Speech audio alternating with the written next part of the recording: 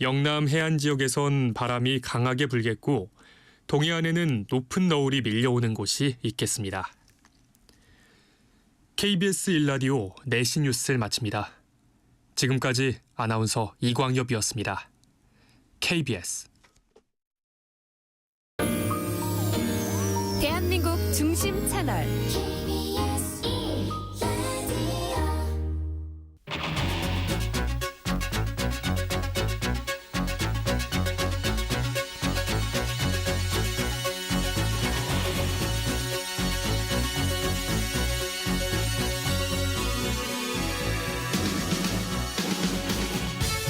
안녕하십니까. 성기영의 경제쇼 아나운서 성기영입니다.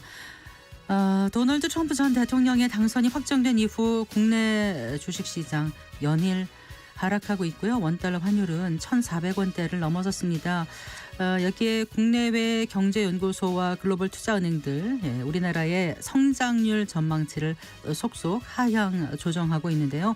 그만큼 트럼프 2기 정부에서 나올 거라는 정책들이 우리나라 경제에 부정적인 요소가 많기 때문일 겁니다. 한국 경제는 물론이고 글로벌 경제의 대격변이 예고된 만큼 내년 1월 취임을 앞둔 트럼프 2기 행정부와 통상당국이 철저하고 기민하게 대미 협상에 임해야 한다는 지적이 많은데요. 트럼프 2기 행정부에 우리 정부와 기업 무엇을 해야 할지 고민해 보겠습니다. 너무나 편한 검색 엔진부터 자동화, AI 기술까지 이 생산성을 늘리기 위한 기술의 발전은 끝이 없습니다. 그런데 새로운 기술이 발달하고 자동화와 AI를 도입했지만 생산성이 뚜렷하게 향상됐다는 결과가 그리 많지 않습니다. 여기에다 삶의 질이나 업무 환경도 큰 폭으로 개선되지도 않았는데요. 기술 혁신과 생산성의 관계에 대해서 오늘 알아보겠습니다. 이 시간 유튜브로도 함께합니다.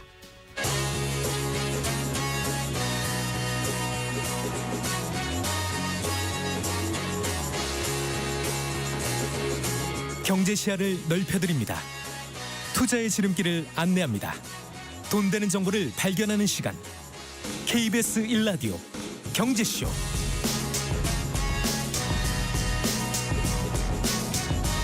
먼저 오늘의 주요 경제 뉴스부터 살펴볼까요? 경제 뉴스 브리핑 손석구 경제평론가와 함께하겠습니다. 어서 나오십시오. 네, 안녕하십니까. 참 이 국내 증시 이거 어떻게 해야 됩니까? 이거 네. 오늘 얼마나 빠진 거예요? 네, 많이 빠졌습니다. 이게 장 후반으로 갈수록 계속해서 낙폭이 커지고 있거든요. 예. 이게 어제도 비슷한 패턴이었어요. 이거는 사실 투자자들의 투자 심리가 그만큼 계속해서 흔들리고 있다는 걸 보여주는 건데 오늘 코스피가요 2.64%. 65포인트가 빠져서 지금 2417.08포인트. 그러니까 2400선 초반대까지 내려온 거죠. 코스닥이 네. 오늘 거의 3% 가까이. 가까이 빠져 2.94%. 700밑으로 내려갔어요. 네. 700선 아래로 떨어지면서 2개월여 만에 700선 아래로 떨어지게 됐습니다. 삼성전자 오늘도 빠졌는데 오늘도 5만 원을 지켰어요? 이렇게 네. 얘기해야 됩니까? 5만 원을 지켰다고 얘기하시죠. 5만 600원 종가 네. 기준으로 정말로 이제 4만 전자를 눈앞에 보게 될지 걱정을 해야 되는 수준까지 내려왔고요. 사실 이제 지수를 받쳐줘야 될 것들이 이제 이른바 시가총액 상위주들인데 다 파란불을 켰습니다. 그만큼 지금 증시 전반적으로 공포 심리가 여과 없이 다 드러나고 있다 이렇게 보여지고 지금 흐름을 보면 사실 미국 대선 전에는 우리 증시가 좀 박스권에 계속 갇혀 있었거든요. 그러다가 이제 미 대선 이후에 트럼프 당선에 따른 불확실성, 공포 이런 것들이 더해지면서 계속해서 지금 빠지고 있단 말이죠. 투자자들의 이탈이 특히 지금 가속화되고 있는 형국인데 코스피가 PBR 관점, 주가 순자산 비율, 장부 가치와 주가를 이제 지수를 비교를 한 건데 한 배 미만입니다. 0.87배. 이게 그러니까 장부 가치 아래로 떨어졌다 이런 그렇죠. 얘기인가요? 이게 8월 그때 기억하시면 블랙 먼데이가 있었지 않습니까? 그 수준까지 지금 지수가 떨어진 겁니다. 지금 코스피뿐 아니라 많은 종목들이 주가가 연일 하락하면서 이 PBR 기준으로 정말로 1 미만으로 떨어진 종목들이 상당히 많고요. 삼성전자가 1 미만으로 결국 떨어졌습니다. 그만큼 투자 심리 자체가 워낙 지금 떨어져 있기 때문에 지금이 굉장히 싼 시기입니다. 저가 매수하십시오. 이렇게 얘기할 수도 없는 이런 상황이고요. 오늘 환율 다시 말씀드리면 오늘도 더 올랐죠. 사실 어제 그 밤 오늘 새벽 같은 경우 보면 1,410원까지도 장중에 찍었고 지금 종가가 아니죠. 지금도 거래가 되고 있죠. 조금 떨어지긴 했는데 1,405원에서 지금 거래되고 있거든요. 네.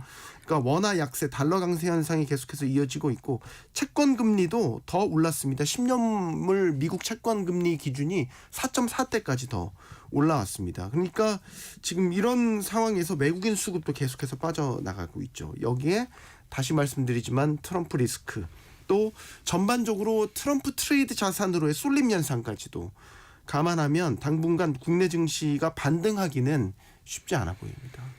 네. 자, 그리고요. 취업자 수 증가 폭이 넉 달 만에 10만 명 밑돌았다고요. 10월 고용 동향이 나왔잖아요. 네. 지난달 신규 취업자 수 작년 같은 달보다 8만 3천 명 증가했습니다. 그래서 취업자 수 증가폭이 10만 명을 밑돈 게 4개월 만이고요. 작년 10월에 신규 취업자가 좀 큰 폭으로 늘었었습니다. 34만 6천 명 증가를 했었기 때문에 네.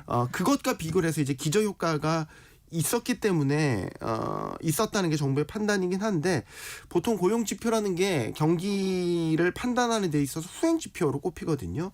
아무래도 올 하반기 들어와서 내수가 전반적으로 계속해서 부진했기 때문에 이런 내수 부진 상황이 고용 시장에도 후행적으로 영향을 미치고 있는 것으로 보여집니다.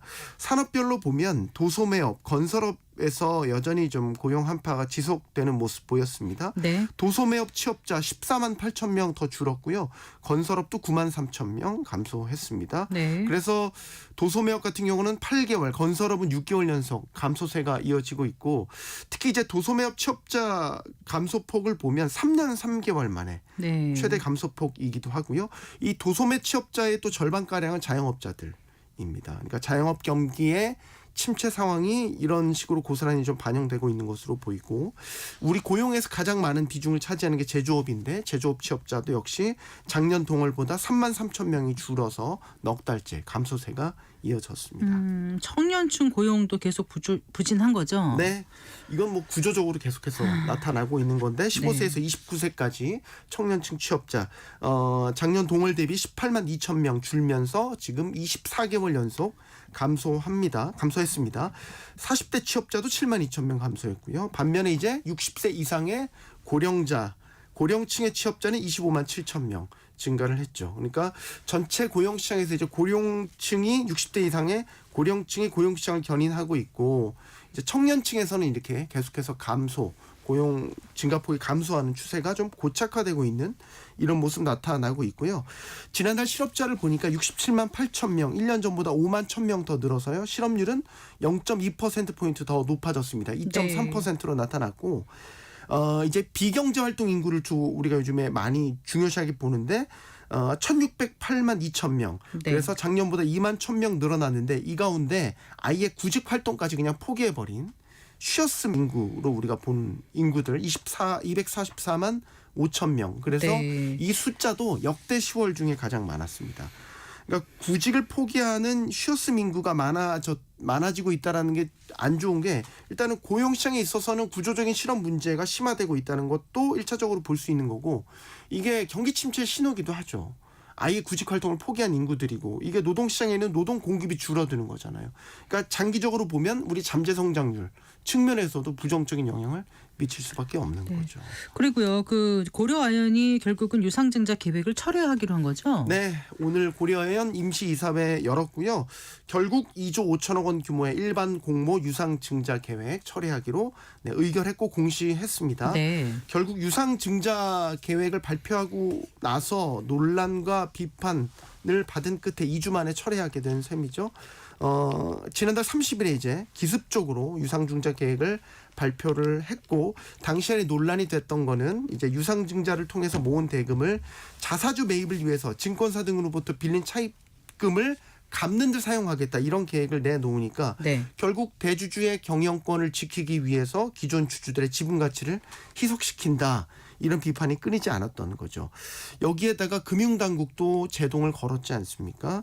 이제 금융당국이 문제를 삼은 거는 자사주 공개 매수가 진행되는 과정에서 사실상 대규모 유상증자 작업에 착수를 했으면서도 당시 공개 매수 신고서를 보면 이런 유상증자를 할 것이다라는 장래 계획 같은 거를 신고서에 반영하지 않았다라는 네, 거죠. 네. 오히려 재무구조의 변경을 가져오는 장래 계획을 수립하지 않았다라고 이런 것들을 명시를 하면서 투자자들에게 오히려 잘못된 정보를 접다라는 점을 금융당국이 문제를 삼았고 네. 결국에는 이제 그 정정 신고를 하라고 요구를 했지 않습니까? 네. 고려아연이 유상증자를 물론 처리를 하긴 했지만 금융당국 입장에서는 최은범 회장에 대한 조사는 이어나갈 예정인 게 만약에 당시 공개매수 신고서에 의도적으로 이런 것들을 숨겼다면 이거는 자본시장법상 부정거래로 볼 수 있기 때문에 이런 부분들을 계속해서 조사를 진행할 계획입니다. 네. 자, 이러니 이제 고려아연을 둘러싼 경영권 분쟁도 새로운 국면을 맞게 되는 것 같습니다. 네. 일단은 고려아연 최은범 회장 측 그리고 경영권을 가져오려고 하는 영풍과 MBK 파트너스 연합 측 두 세력이 이제 주주총회에서 표 대결을 벌일 것으로 예상이 됩니다. 지금 MBK 연합이 공개 매수가 끝난 이후에도 장내 매수를 통해서 계속해서 지분을 추가로 사들였습니다. 네. 그래서 1.36%를 추가로 사들여서 의결권 기준으로 지분율을 45% 수준까지 현재 확보한 상태이고요. 최은범 회장 측과 또 최은범 회장의 구원투수로 이제 등장한 베인캐피털 여기도 사모펀드인데 네. 같이 공개 매수한 지분 17% 여기에다가 현대자동차 하나 같은 이른바 우호 지분까지 더하면 고려아연과 최 회장 측은 40% 안팎 정도의 지분을 확보한 것으로 현재 추정이 되죠. 그러면 네. 네. MBK 연합보다 5% 내외의 지분율이 뒤져 있는 그러네요. 네, 그런 상태죠. 네. 지금 임시주총을 신청을 한 상태인데 연말 혹은 내년 초 정도면은 지금 열릴 것으로 전망이 되는데 양측 모두 지금 경영권을 지키겠다 한쪽은 가져오겠다 강한 의지를 보이고 있거든요. 그러니까 주총 때까지 아마 계속해서 장내 매수를 통한 지분 확보 경쟁 할 수 있고요. 이 밖에 뭐 우호 세력 같은 이런 것들을 확보하려는 경쟁을 계속해서 펼치게 되겠죠. 결국에는 네, 임시주총에서 경영권 분쟁의 성패가 결정될 것으로 보입니다. 네. 잘 들었습니다. 고맙습니다. 감사합니다. 경제뉴스 브리핑 손서구 경제평론가와 함께했습니다.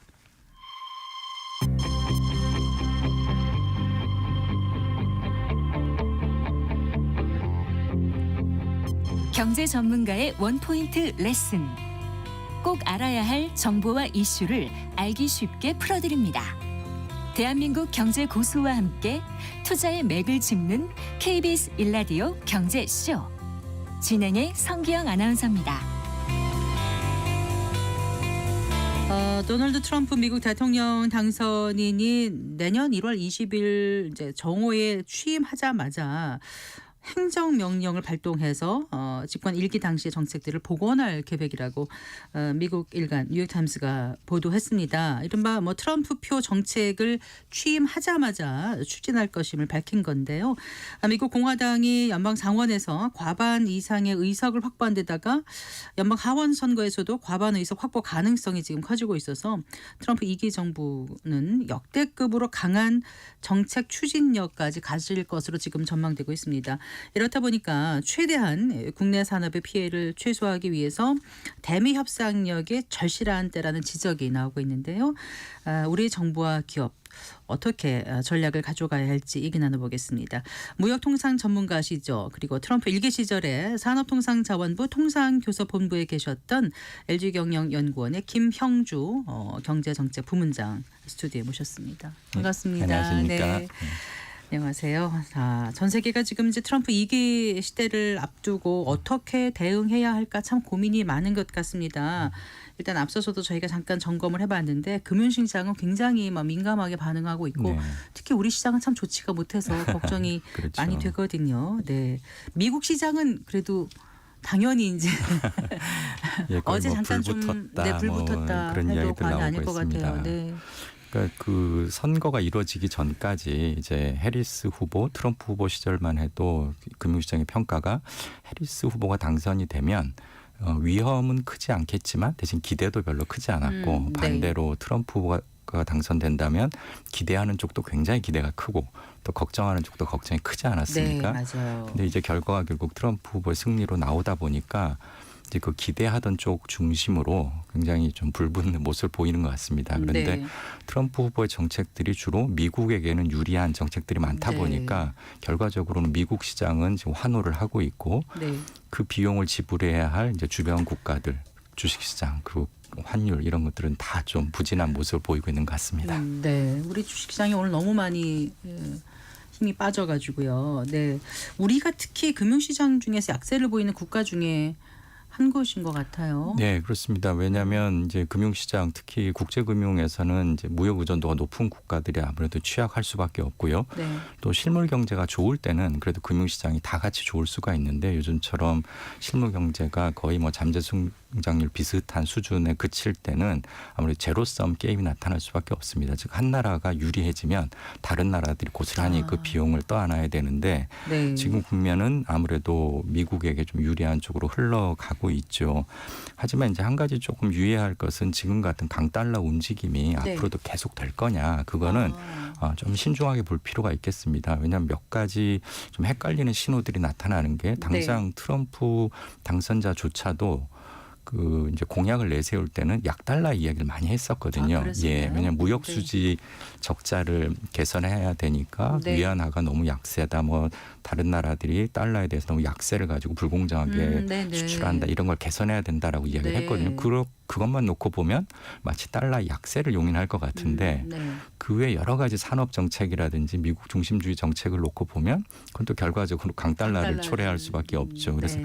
이러다 보니까 결국 장기적인 달러화의 미래는 결국 이제 트럼프 이 행정부가 본격적으로 출범하고 네. 실제로 산업 정책이나 국내 정책을 어떻게 이제 집행하느냐를 보고 판단하는 것이 옳을 것 같습니다. 그러니까 이제 트럼프 2기의 뭐 경제라든가 산업 통상 정책의 어떤 그 모습이 완전히 드러나지 않은 상황이기 때문에 그렇습니다. 지금 이제 변동성 높고 이게 고환율 이거는 일단은 기대라든가 불확실성, 우려 여러 가지가 복합해서 나타나는 거지 아직은 이대로 계속 갈 건지 아닌지 단정하긴 어렵다. 네, 지금은 기대하는 분들도 달러를 사고 또 불확실하다고 생각하는 분들도 세계 경제 불확실할 때는 또 안전자산을 찾지 않습니까? 네, 네. 그런 세력들도 또 달러를 선호하다 보니까 네. 달러 강세가 나타나는데 네.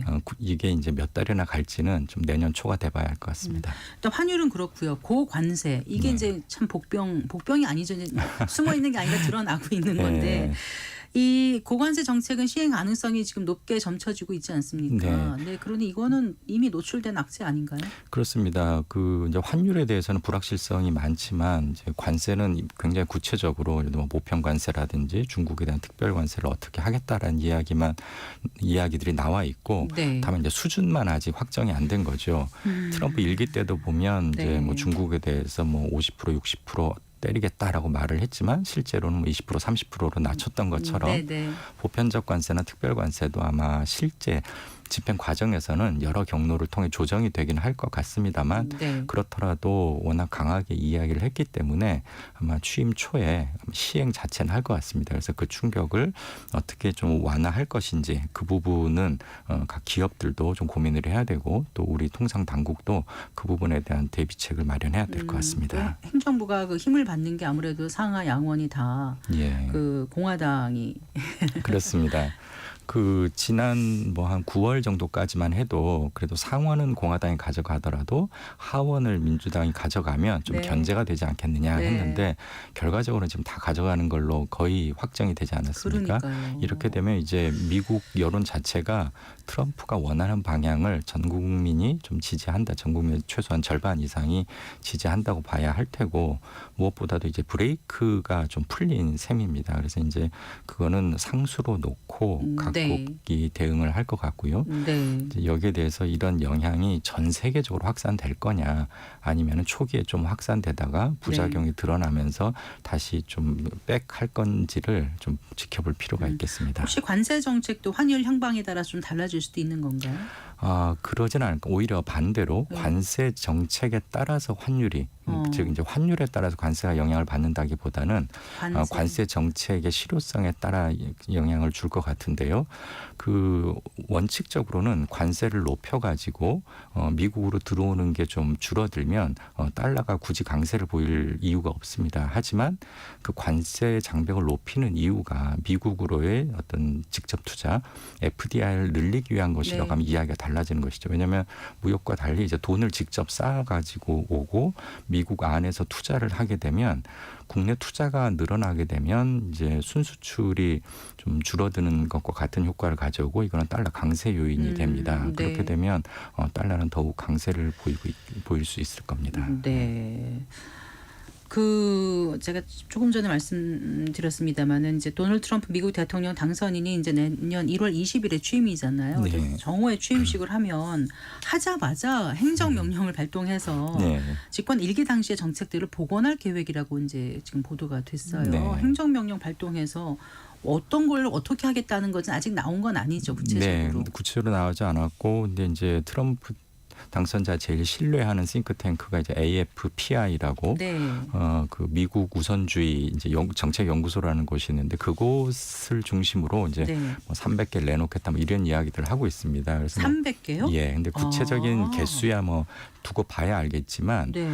실제로 상당수를 첫째 날 좀 발표할 수도 있는 것이 일단 지난 1기 때도 중요한 정책들을 첫날 발표를 했었습니다. 근데 네. 이번에 아마 제일 우려되는 거는 좀 이민 정책인데요. 실제로 정책들에 대해서 보면 관세 정책, 뭐 조세 정책, 산업 정책, 그 이민 정책 크게 한 4가지 정도를 놓고 네, 본다면 1기 때는 좀 대외 정책들을 많이 이야기를 했습니다. 뭐 기후 협약에서 탈퇴한다든지. 네. 그런데 그 효과보다는 이민에 대한 유권자들의 불만이 크다는 것을 이번 선거 기간 동안 확인한 것 같습니다. 그래서 네. 아마 이민과 관련된 정책들을 내놓을 것 같고 특히 바이든 정부가 지난 4년 동안 들어오면서 트럼프 1기에 만들어놓은 여러 정책들을 좀 중단시키거나 네. 아니면 정책 방향을 반대로 이제 틀어놓은 것들이 네, 있습니다. 네. 그래서 주로 이제 그것들을 1차적으로 이제 바로 잡는 식의 그런 행정명령이 나오지 않을까 지금 예상들 하고 있습니다. 아, 그렇군요. 그리고요. 이제 트럼프 당선인이 이제 가장 강하게 이제 주장하는 정책 중에 하나가 말씀드린 이제 관세인데 지난 임기에서는 그 북미 자유무역 협정? 예, USMCA라고 하죠. 예. 네. 아니죠. 북미 자유무역 협정은 나프타. 그러니까 나프타를 이름을 바꿨습니다. 바꿔서 USMCA로. 그 미국 US가 미국이고 예. M은 멕시코고 네네. CA는 이제 캐나다. 캐나다에서 예. USMCA를 이제 체결을 하지 않았습니까? 네. 근데 이제 그 후보 시절에 취임을 하면은 그러니까 미국 멕시코 캐나다 협정인 USMCA의 6년차 네. 재협상 조항을 발동하겠다 이렇게 밝혔잖아요. 예. 좀 어려울 것 같아서 좀 더 쉽게 좀 표현을 설명을 해주신다면요. 풀어서. 협정, 네. 우리나라도 미국과 FTA 협정을 체결하지 않습니까? 네네. 그래서 모든 무역 협정들은 이게 항구적으로 효과를 가질 수 없기 때문에 네. 뭐 한 5년이든지 10년이든지 한 번씩 그 리뷰하는 절차를 갖습니다. 그래서 네. 문제가 있으면 시정을 하고 또 뭐 중단시키기도 하는데 USMCA의 경우는 그걸 5년이나 10년으로 하지 않고 6년으로 했습니다. 아, 이건 그래요. 예, 왜냐하면 이제 멕시코는 대통령 임기가 대통령 선거를 6년마다 한 번씩 하거든요. 이제 그런 것들을 좀 네. 반영을 해서 네. 6년 후에 결정을 하기로 했고 네. 지금 미국이 멕시코에 대해서 고민하는 건 이제 크게 두 가지입니다. 하나는 USMCA 자체가 너무 관대하게 즉 멕시코에게 멕시코한테 유리하게 유리하게. 된 것 아니냐. 네. 왜냐하면 결과적으로 보면 지난 몇 년간 멕시코에 대한 미국의 무역 적자가 굉장히 커졌거든요. 이제 제일 커졌습니다. 중국보다 오히려 멕시코에 대한 적자가 클 정도니까요. 또 하나는 멕시코만의 문제가 아니라 미국이 중국을 제재했더니 네. 중국 기업들이 멕시코를 멕시코에 와서. 통해서 네. 약간 표지가리를 하듯이 마지막 라벨가리처럼. 최후 공정만 멕시코에서 하고 결국 네. 미국으로 들어오는 거 아니냐라는 두 가지 고민이 있습니다. 네. 그래서 USMCA를 이제 개정을 한다면 원산지 규정을 좀 강화해가지고 그런 부분들을 좀 어렵게 만들겠다. 그래서 실제로 중국산 물건들, 중국산 부가가치가 미국으로 오는 걸 어렵게 만들겠다라는 것이 기본적인 목표고요. 특히 이제 한 가지 걱정은 USMCA를 건드리면 네. 미국이 체결한 다른 FTA, 이제 한미 FTA 같은 다른 자유무역 협정들도 또 건드리려고 하지 않겠느냐라고 생각할 수 있고. 그거하고 이거하고 직접적인 관계는 아니지만 이제 한번 그렇게 들어가면 그렇죠. 다른 데도 이제 눈을 돌려서 네, 하나의 약속을 깬다면 또는 바꾼다면 그럼 굳이 이것만 바꿀 거 없이 네. 한미 FTA도 봐야 되는 거 아니냐. 음. 왜냐하면 지난 몇 년간 멕시코의 대미 흑자만 늘어난 게 아니라 우리도 사실 미국에다 수출 많이 하면서 흑자가 늘었습니다. 그리고 그중에 상당 네. 부분이 이제 자동차 수출 덕분인데 네. 미국에서 자동차는 굉장히 또 자존심과 직결되는 산업이다 보니까 한미 FTA를 건드리고 싶은 마음은 분명히 있을 것 같습니다. 하지만 이제 우리가 그럼 멕시코처럼 그렇게 관대하게 그 협정을 체결했느냐 그러진 않거든요. 그런 점에서 일단 건드리더라도 큰 변화는 없을 것 같고 네. 더군다나 그 트럼프 정부 때 그러니까 트럼프 일기 때 이미 한미 FTA를 한번 개정을 하고 그때 주로 손봤던 것이 자동차 분야였습니다. 뭐 그러니까 어떻게 협정이 맺어졌었어요? 그때 이제 픽업 트럭 같은 것도 원래는 이제 무관세로 우리가 미국에 들어갈 수 있도록 돼 있었는데 트럼프 정부 때 그걸 더 이제 뒤로 미뤘죠. 그런 식으로 미국에게 유리한 미뤘다는 방향. 게 무슨 말씀이시죠? 그러니까 우리나라가 우리나라에서 만든 픽업 트럭을 네. 미국에 수출할 때 무관세를 적용받을 수 있도록 한 거를? 처음에 했었는데 네. 그거의 발효 시점을 굉장히 뒤로 미뤘습니다. 그럼 지금 관세를 내요? 지금은 관세 그러다 보니까 수출을 못 하고 있죠. 그런 거죠. 예. 네. 네. 근데 만약에 그런 것들을 그 당시에 손을 안 댔으면 네. 뭐 지금 개정을 하겠지만 이미 네. 건드릴 만한 것들을 대부분 건드렸기 때문에 한미 FTA는 뭐 크게 바뀌지 자협상 않을 요구가 걸로. 있다 하더라도 크게 바뀌진 않을 예, 거라는. 우리가 좀 성의 표현 정도만 하면 될 것 같습니다. 네, 근데 그 아까 그 차량이 굉장히 중요하다고 말씀하셨는데 그럼 멕시코에서 생산된 차량에 대해서는 지금 USMCA에 의해서는 무관세인 건가요? 예, 무관세고 대신 무관세를 하면서 그 원산지 규정 같은 걸 요구를 하고 있거든요. 네, 그 네. 예를 들면 멕시코에서 만들어진 부품이 몇 % 이상 돼야 된다. 네. 또는 멕시코 노동자들이 시급 뭐 $30 이상을 받아야 되는 이런 식의 조항이 있습니다. 왜냐하면 네. 멕시코 노동자가 너무 싼 임금을 받으면 네. 결과적으로 미국 노동자들이 불리해지잖아요. 그래서 미국 노동자들이 임금이 높은 만큼 시간당 $30요? 예, 네. 그것도 계속 조정을 하고 있거든요. 네. 그러니까 그런 것들이 결국 멕시코가 과도하게 유리해지지 않도록 만든 네. 안전장치이긴 하지만 근데 그런 걸 어쨌든 중국이 악용하고 있다고 또 보고 있는 그렇습니다. 거죠. 그리고 네. 결과적으로는 그 효과들이 별로 이제 실효성이 없는 것 같다. 더 좀 강도 높게 조정할 필요가 있겠다라고 판단한 것이죠. 네. 그리고 이제 반도체 보조금을 좀 축소하고 또 우리나라에 대해서도 수입품에 관세를 부과할 가능성도 있다. 이 부분에 대해서도 좀 말씀해 주신다면요. 예, 지금 이제 보편 관세라는 거는 결국 미국으로 들어오는 모든 물건에 대해서 한꺼번에 이제 세율을 올리겠다라는 겁니다. 그런데 이 보편 관세는 생각해 보면 전 세계가 다 미국으로 물건을 수출을 하면 네. 다 같이 올라가면 사실상 똑같이 가격이 올라가니까 별로 영향이 없죠.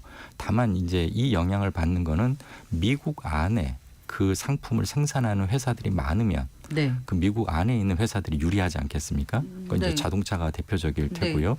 뭐 월풀이나 이런 회사들도 결국 자기 나라에서 생산되는 거는 네. 가격이 그대로인데 이 수입되는 밖에서 것들이 들어오는 관세 많고 것들은 올라가면 올라가니까, 네. 이제 유리해질 겁니다. 네, 네. 그렇기 때문에 그런 일부 업종을 제외하고 나머지 공산품들은 대부분 전 세계가 그 미국으로 수출을 하니까 네. 이제 크게 영향이 없을 것으로 보입니다. 대신 이제 미국 안에서 생산하면 당연히 유리하기 때문에 네. 기업들은 이제 우리뿐만 아니라 뭐 중국이든 베트남이든 다른 기업들도 이렇게 어차피 관세 장벽이 높아졌으면 미국 안으로 들어가야 되는 거 아니냐라는 네. 생각들을 하게 될 네. 거고 그런 것들이 이제 대미 직접 투자를 늘리게 네. 되겠죠. 관세든 무역 협정이든 여러 가지 이제 변화가 있을 거로 지금 예상되고 있는 만큼 그 어느 때보다도 이제 통상 협상 전략이 중요하다는 얘기들 많이들 합니다. 보문사님께서 이제 트럼프 일기 시절에 마침 우리 그 산업통상자원부 통상교섭본부에서 이제 통상 국내 정책관으로 이제 활약하신 걸로 알고 있는데 지금 당장 우리가 어떤 통상 정책을 전략을 갖고 가면 좋을지 좀 고민을 누구보다 하셨을 것 같아요. 예, 계속 지금 고민만 하고 있습니다. 근데 고민만 하고 있는데도 답을 잘 못 찾겠는 게 앞에서 말씀드린 것과도 비슷하지만 실제로 그 공약을 하면서 이야기했던 것과 정책이 만들어지는 거 좀 다르지 않겠습니까? 윤곽 실체가 나올 때까지 실체가 아직은 안 나왔기 때문에 잘 모르고, 근데 우리가 무조건 이게 비관만 할 필요는 없을 것 같습니다. 왜냐하면 미국 지금 이제 트럼프 정부의 목표는 예측 가능성을 낮춰서 그리고 유연성을 높여서 협상을 통해 많은 걸 얻어내겠다는 건데, 네. 그럼 미국 같은 강대국은 할 수 있지만 사실 우리 같은 소규모 개방 경제 국가들은 그러기가 쉽지 않거든요. 네. 우리는 받아들여야 되기 때문에 오히려 이럴 때일수록 좀 기본으로 돌아가야 되는 거 아닌가. 즉 산업 경쟁력을 갖춰야 될 것 같고요. 네. 근데 미국이나 유럽 같은 선진국들은 전통적으로 통상에 대해서는 그걸 좀 진흥하려는 정책을 편 반면에 통상을 그러니까 수출입을 이제 프로모트하는 거죠. 네. 그런데 산업에 대해서는 주로 규제를 해왔습니다. 즉 산업에 대한 거는 시장에 맡겨버리고 네. 정부는 교통 정리를 하겠다. 네. 규제를 하다가 요즘은 이제 좀 방향을 바꾸고 있지 않습니까? 근데 우리나 일본, 중국 같은 동아시아 국가들은 네. 대체로 지난 한 반세기 동안 계속 통상도 그렇고 산업도 그렇고 진흥을 많이 해왔습니다. 네. 그러다 보니까 요즘 같은 그 경제 안보, 이 공급망을 중시하는 시대에는 오히려 한국이 조금 더 그 산업 정책에서는 경험이 많다고 할 수 있죠. 그래서 일단 미국이 어떤 걸 할 건지를 좀 지켜보면서 네. 우리가 잘하는 쪽, 즉 이제 산업 경쟁력을 확충하는데 정부가 더 우선해야 되지 않을까 싶습니다. 네. 그 트럼프 일기 시절을 되짚어 보면은 이제 심각한 미중 갈등으로 인해서 수출 의존도가 높은 우리나라가 피해를 입었는데 여전히 이제 우리나라 주요 수출 대상국 하면 미국, 중국, 예. 왔다 갔다 하지 않습니까? 다시 이 미중 무역 갈등이 격화된다면은 결국 좀 타격을 받을 수밖에 없어서 네. 좀 맞습니다. 철저하게 준비를 해야 될 텐데요. 그러니까 우리가 이제 중국 관련해서 피해는 크게 두 가지 경로로 나타날 것 같은데요. 하나는 우리가 중국에다 뭐 완제품도 팔지만 그 중간재를 많이 팝니다. 즉 공급망이 상당히 얽혀 있기 때문에 네네. 중국의 어떤 수출 위축은 결국 우리나라의 대중 수출 감소로 나타날 수밖에 없고, 그런 점에서 이제 한 가지 충격이 나타나고, 또 지난 한 7년, 즉 트럼프 4년 그리고 바이든 3년 동안 미국이 줄곧 중국을 견제하지 않았습니까? 그러다 보니까 중국 기업들이 좀 이를 꽉 물고 네. 자신들의 산업 경쟁력을 높이기 위해서 굉장히 강도 높은 노력을 해왔습니다. 네, 가격도 네. 낮추고. 네. 그러다 보니까 중국 기업들이 결과적으로는 경쟁력이 굉장히 강화됐거든요. 그러니까요. 그래서 이런 경쟁에서 한국 기업들이 요즘 때리니까 굉장히 단단해졌어요. 어려움을 겪고 있는데 네. 과연 앞으로 이런 기업들과 어떻게 경쟁할 건가, 또는 경쟁력 높아진 기업들과 어떻게 협력할 건가, 두 가지 방향을 놓고 네. 기업들의 고민이 더 커질 것 같습니다. 그렇겠네요. 네. 자, 그렇다면 정부와 기업 어떤 대책이 필요할지 조금 더 구체적으로 좀 조언을 해주신다면요. 예, 그 트럼프 2기에서는 아무래도 이제 미국이 원하는 건 투자를 확대한다. 그리고 그 투자를 통해서 공급망과 일자리를 확보하겠다는 겁니다. 근데 이건 바꿔 말하면 다른 나라의 일자리, 우리나라의 일자리나 산업이 그쪽으로 이전한다는 거 아니겠습니까? 근데 그거를 과연 정부와 기업이 가만 놓고 볼 것이냐. 또 네. 투자는 사실 기업이 결정하는데 통상과 관련된 협상은 정부가 하거든요. 이게 또 네. 엇갈리는 문제가 있습니다. 그러네요. 예. 네. 그러다 보니까 어느 때보다도 이제 정부와 기업이 원팀이다라는 생각을 같이 해야 될 텐데, 이제 현재 정부가 이제 기업들의 어떤 의사결정에 이런 것들을 얼마나 좀 경청하고 있는지 한번 되돌아보고, 그래서 그냥 정부의 의지나 정부의 정책만을 갖고 통상 협상에 되는 건 아니거든요. 아니라서, 그래서 네. 기업들이 과연 미국에 대해서 어떤 당근을 줄 수 있고 또 어떤 채찍을 갖고 있는지를 좀 면밀히 살펴보고, 그걸 근거로 뭐 통상 정책이든 산업 정책이든 펴나가는 것이 좀 트럼프 2기를 맞이할 수 있는 대비책이 아닐까 생각합니다. 그래요. 투자를 결정할 주체가 기업이라는 말씀이 와닿고 기업이 잘 기업 활동할 수 있는 여건을 좀 만들 수 있도록 정부가 말씀하신 대로 좀 되돌아보는 그런 노력을 해야 될 것 같습니다. 네. 네, 말씀 잘 들었습니다. 고맙습니다. 네, 감사합니다. 감사합니다. 김형주 LG 경영연구원 경제정책 부문장과 얘기 나눠봤습니다.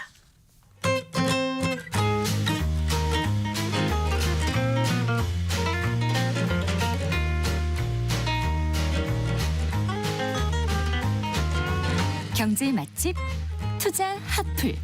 지금은 돈 벌기 딱 좋은 시간. KBS 1라디오 경제쇼. 4시 38분입니다. 디지털 이코노미 김동영 한국개발연구원 박사와 함께 얘기 나눠보겠습니다. 자, 오늘 주제가 어떤 거예요, 박사님? 예, 오늘은 기술 혁신과 생산성의 관계에 대해서 한번 짚어보려고 합니다. 네. 제가 뭐 여러 다른 주제들로 이 기술 낙관주의에 대해서 조금 우려를 표하면서 네. 우리가 무조건 기술 발전을 장밋빛으로만 보면 안 된다라는 이야기들을 자주 해왔었는데요. 네, 네. 오늘도 이제 큰 틀은 비슷하지만 조금은 세부적인 이야기들을 해보려고 합니다. 네. 자, 일반적으로 기술이 발전하면 역시나 풍요로운 미래에 도달할 수 있을 거다라고 생각을 합니다. 그런데 기술은 이제 계속 발전을 하고 있죠. 몇 가지 증거들이 있는데요. 이제 우리가 흔히 알고 있는 법칙 몇 개만 보더라도 기술이 증가하고 있구나라는 걸 알 수 있습니다. 네. 반도체 집적도가 24개월마다 2배가 된다라고 하는 이 무어의 법칙. 통신 네트워크의 가치가 이용자 수의 제곱에 비례한다는 메트칼프의 법칙. 이런 것들이 이제 기술 발전을 대표적으로 설명해 주는 거고 네. 최근에는 이 바이오 기술의 발전이 엄청나게 빨라지면서 이 게놈 데이터 결정에 들어가는 비용이 기하급수적으로 낮아지고 있거든요. 네. 이처럼 굉장히 다양한 분야에서 기술의 발전을 목격할 수는 있습니다. 그런데 문제는 생산성은 그렇지가 않다라는 거죠. 기술은 분명히 시간이 갈수록 기하급수적으로 발전을 하는데 네. 이 경제의 생산성은 아주 느리게 증가하거나 심지어는 둔화됩니다. 어떤 특정 국가에서만 나타나는 현상이면 그런가 보다 싶은데 이 G7 국가들 전체에서 이런 모습을 확인할 수가 있는 거죠. 분명 기술의 발전은 오랜 기간 생산성 증가로 이어져서 더 풍요로운 세상을 만드는데 기여하는 요인이었는데 언젠가부터 생각보다 그렇지가 않다라는 겁니다. 이 기하급수적 발전의 역설이라고 표현하기도 합니다. 예. 이제 디지털 경제 시대라고 이게 예외가 아니어서요. 오늘은 기술이 발전하는데 생산성이 낮아지는 이유를 한번 짚어보고 네. 어떤 노력들이 필요한지 이야기를 한번 해보려고 합니다. 네. 자, 그 얘기하기 전에 생산성이라는 게 네. 일반 사람들의 생활과는 어떤 관계가 있을까요? 그렇죠. 벌써 제가 이게 서론을 길게 얘기해가지고 이제 채널을 돌리신 분들도 있지 않을까 싶은데 돌리지 마세요. 네, 이 네. 청취자분들 중에서 생산성이 도대체 나랑 무슨 상관이야? 라고 생각하시는 분들도 있을 네. 겁니다. 왜냐하면 저도 그렇지만 우리는 생산성이 아니라 이 소득을 먹고 사니까요. 그런데 장기적인 소득의 증가를 견인하는 게 바로 이 생산성입니다. 다시 말해서 생산성이 둔화된다라는 것은 이 소득의 증가가 결국에는 소득의 증가가 둔화된다는 말과 다르지가 않습니다. 네. 그래서 최근에 이런 전망이 있는데요. 우리가 부모보다 못 사는 첫 번째 세대가 될 것이다라는 전망이 있습니다. 네. 이게 이 생산성 둔화 현상을 표현하는 표현입니다. 실제 미국에서 1960년대 이전에 태어난 베이비붐 세대는 연간 2.5%의 누적 성장률을 경험했습니다. 그런데 이후 세대의 경제 성장률은 꾸준히 감소해서요. 2000년대생은 연간 1.6%의 경제 성장밖에 누릴 수가 없는 것으로 추정을 하고 있습니다. 네. 최근 들어서 이 혁신적인 기술들은 뭔가 계속 화려해 보이고 발전을 하는데 네. 그 이득을 우리가 누리기는 힘든 구조로 발전을 하고 있는 거죠. 이게 어떤 특정 국가의 문제만은 아닌 것 같아요. 그렇죠. 이게 이제 특정 국가의 문제라면 뭔가 그 국가만의 요인으로 이걸 해석할 수가 있을 텐데 이 서구 선진국의 전체에서도 피해가지 못하는 문제 중에 하나입니다. 특히 최근 30년 동안 생산성 둔화가 굉장히 두드러졌는데요. 네. 스페인이나 이탈리아 등지에서는 이 청년 실업률이 굉장히 높아지는 모습으로 표현이 되기도 하고요. 독일 같은 국가에서는 인구 고령화가 굉장히 빠르면서 이 경제 수요가 감소하고 성장도 둔화되는 모습들이 나타나고 있습니다. 분명 이 국가들의 기술은 계속 발전하는데 생산과 소득 둔화는 계속되고 있는 거죠. 흔히 중진국이라고 표현하는 개발도상국도 마찬가지입니다. 일정 수준까지 성장한 개발도상국이 고소득 국가에 도달하지 못한 형상을 우리가 중진국의 함정이다라고 표현을 합니다. 네. 이게 이제 일단 중진국에 진입을 하게 되면 소득을 더 급격하게 높이기가 쉽지가 않아요. 제조기업은 임금 상승으로 더 이상 값싼 노동력에 기댈 수가 없게 되는데 그 사이에 실력과 기술은 세계적인 수준에 이르지 못하게 되면서 네. 발생하는 현상입니다. 네. 결국에 임금은 오르지만 이러한 기술들의 발전은 그만큼 빠르지 않은 모습들도 거꾸로 나타나고 있는 거죠. 네. 그래요. 조금 더 설명을 해주신다면은요.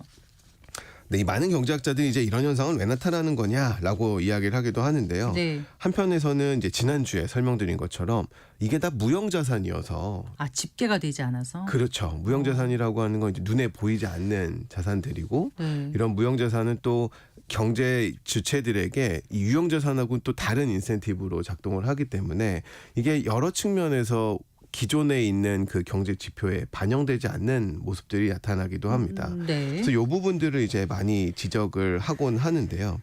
이 새로운 기술이 우리 삶에 미치는 영향이 경제학자들의 입장에서는 굉장히 측정하기 어렵다라고 보는 거죠. 분명히 일리가 있는 부분입니다. 우리가 스마트폰만 살펴보더라도요. 네. 스마트폰은 이제 별개의 장치였던 전화기, 네. 뭐 컴퓨터, 네. 게임기, 뭐 CD 플레이어, 카메라, 비디오 레코더, 시계, 달력, 알람 뭐 온갖 게 다 들어 있잖아요. 네. 여기 다운로드할 수 있는 앱까지 우리가 고려를 해본다면 실질적인 그 스마트폰의 가치는 상당할 겁니다. 그렇죠. 네. 네, 하드웨어의 장치들의 가격만 합쳐보더라도 아마 1,000만 원은 훌쩍 넘지 않을까 싶어요. 그렇겠네요. 네. 그런데 우리가 스마트폰이 저렴한 거는 한 30만 원 정도면 살 수 있고요. 하이엔드 제품이라 하더라도 한 100만 원 정도면 충분히 살 수가 있습니다.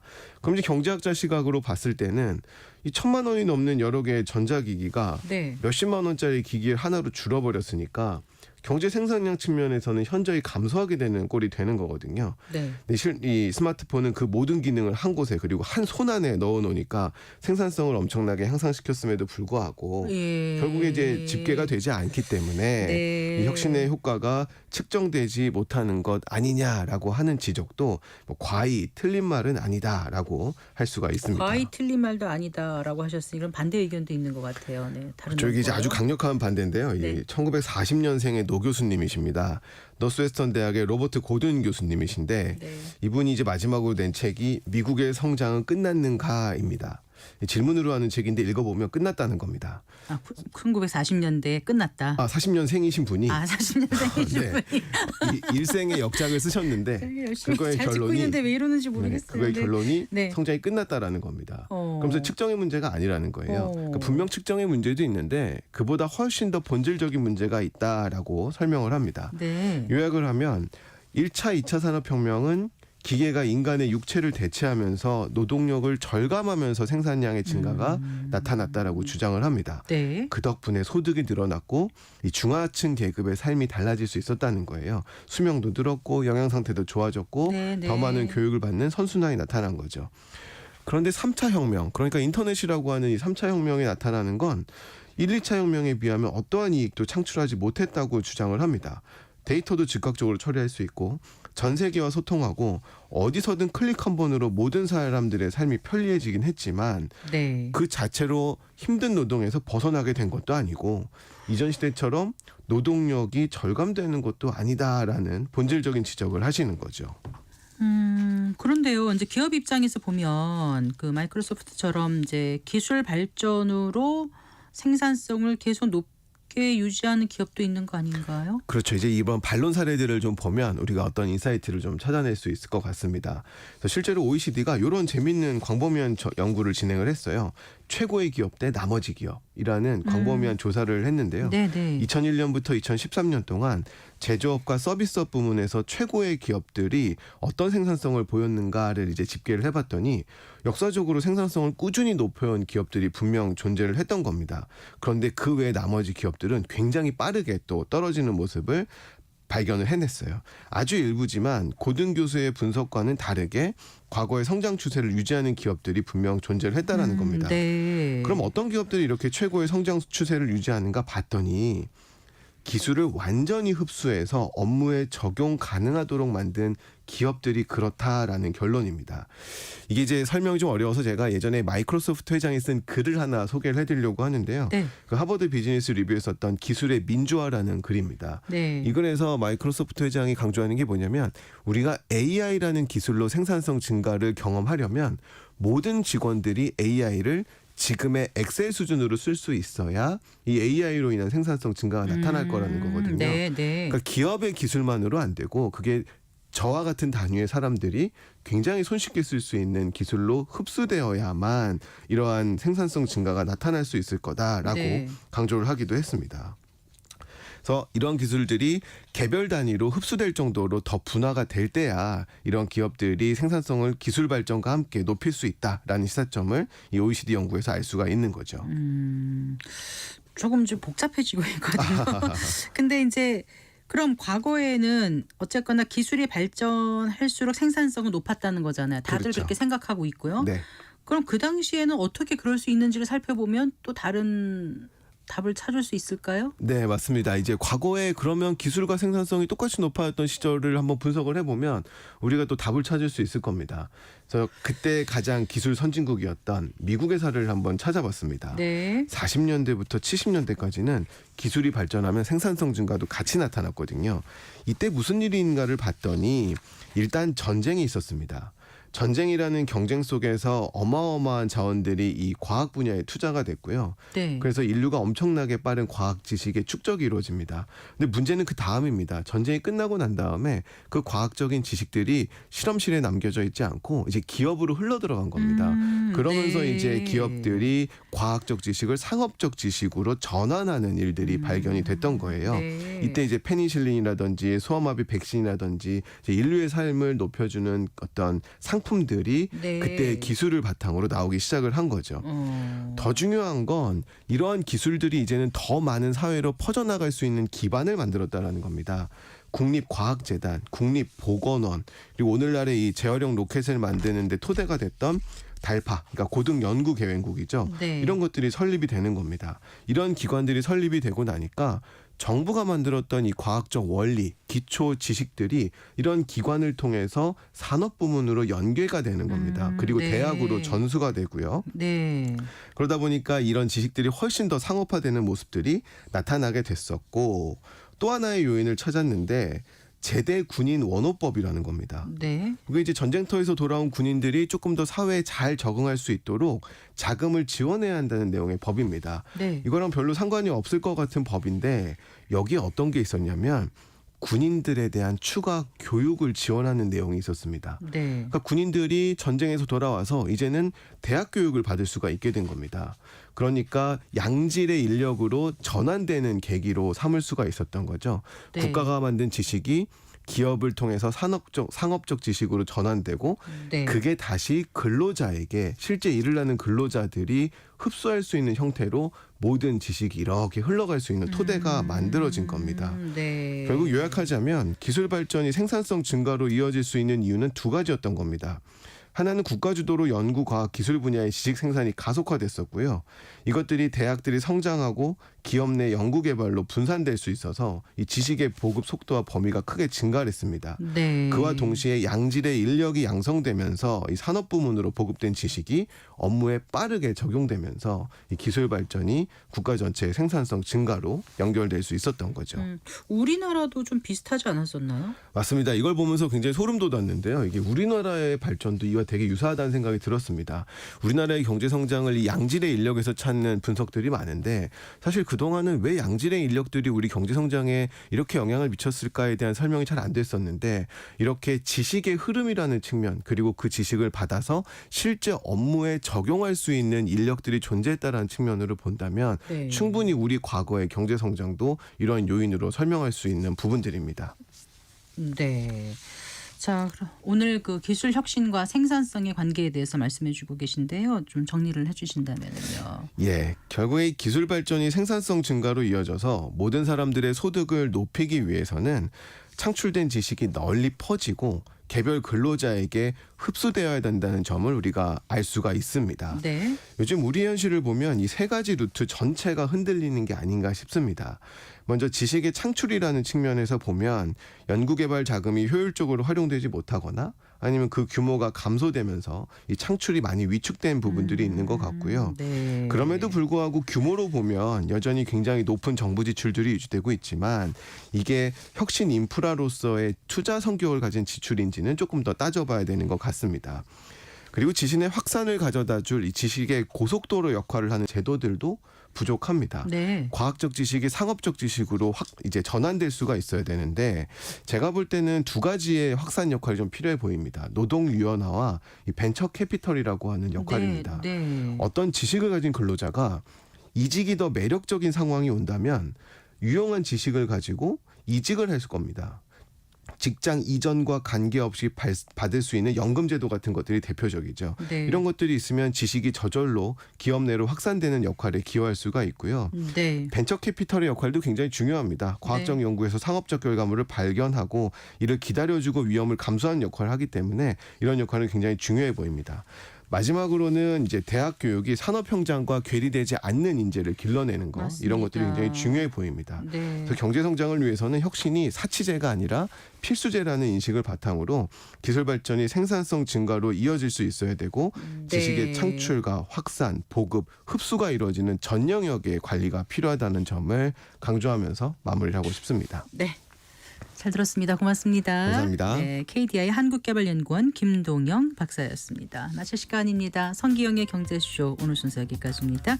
아나운서 성기영이었습니다. 고맙습니다.